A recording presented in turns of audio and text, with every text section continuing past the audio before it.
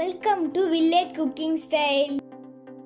இன்னும் நம்ம சேனலை சப்ஸ்கிரைப் பண்ணாதவங்க சப்ஸ்கிரைப் பண்ணுங்கள். இன்றைக்கி நம்ம பார்க்க போகிற ரெசிபி அருமையான கீரை வடை. வாங்க அதுக்கு தேவையான பொருட்கள் என்னென்னு பார்க்கலாம். இங்கே நான் ஒரு 250 கிராம் அளவுக்கு கடலைப்பருப்பு எடுத்து வச்சுருக்கேன். இங்கே 2 வெங்காயம் எடுத்து சின்ன சின்ன பீசஸாக கட் பண்ணி வச்சுருக்கிறேன். அரைக்கீரை வாங்கி கொஞ்சம் க்ளீன் பண்ணி கட் பண்ணி வச்சுருக்கேன். 3 பச்சை மிளகாய் எடுத்து வச்சுருக்கேன். கொஞ்சம் சோம்பு, கொஞ்சம் கறிவேப்பிலை, கொஞ்சம் மல்லித்தழை, ஒரு 10-15 பல் பூண்டு உரித்து வச்சுருக்கேன். இதுக்கு தேவையான பொருட்கள். இப்போ நம்ம கடலைப்பருப்பை வாஷ் பண்ணி ஊற வைக்கணும். வாஷ் பண்ணி ஒரு 45 மினிட்ஸ், ஒரு 3/4 மணி நேரம் ஊறணும். இந்த பருப்பு ஊறிடும். 3/4 மணி நேரத்தில் நம்மளுக்கு ஊறிடும்.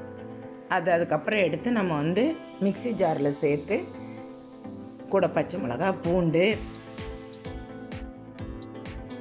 எல்லாம் சேர்த்து நம்ம அரைச்சிக்கணும்.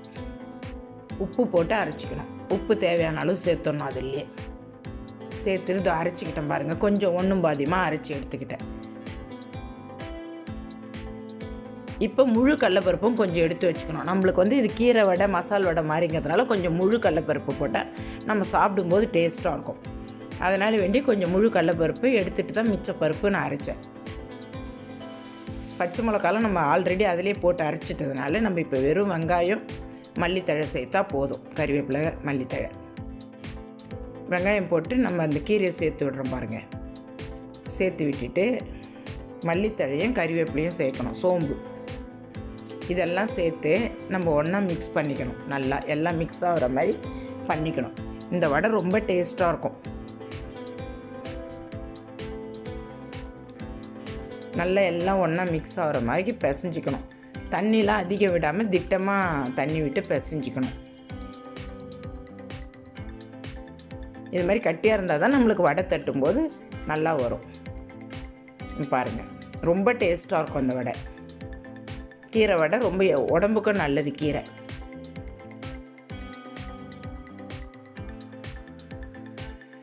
இப்போ நம்ம எடுத்து இது மாதிரி ஒன்று ஒன்றா தட்டி போட்டுக்கணும்.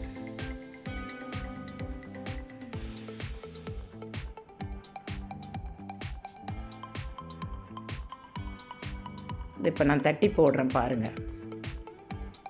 கையிலே தட்டி போடலாம், அப்படியே வாட்டப்படலாம். நம்ம வாழை இலையிலையோ இல்லை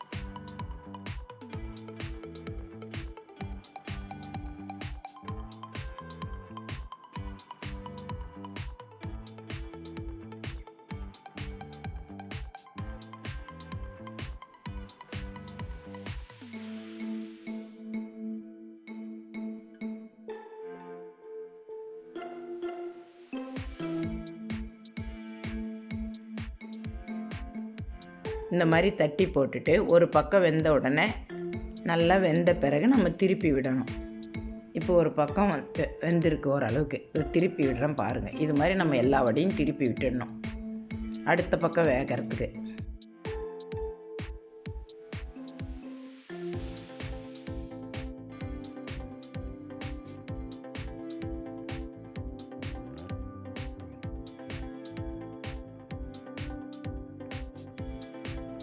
மறக்காமல் முழு கடலைப்பருப்பு, ஊற வச்ச முழு கடலைப்பருப்பு கொஞ்சம் சேர்த்துக்கணும் கண்டிப்பாக. அப்போ தான் வடை டேஸ்ட்டாக இருக்கும். மொறுமொறுன்னு இருக்கும் சாப்பிட்றதுக்கு.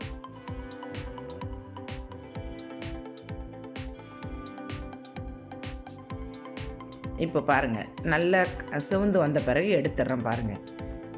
எடுத்து டிஷ்யூ பேப்பரில் ஒரு பிளேட்டில் வைக்கிறேன். இப்போ அருமையான கீரை வடை ரெடி. மறக்காமல் ஒரு டைம் ட்ரை பண்ணி பாருங்கள். கண்டிப்பாக எல்லாருக்கும் பிடிக்கும். நல்ல டேஸ்ட்டாக இருக்கும்.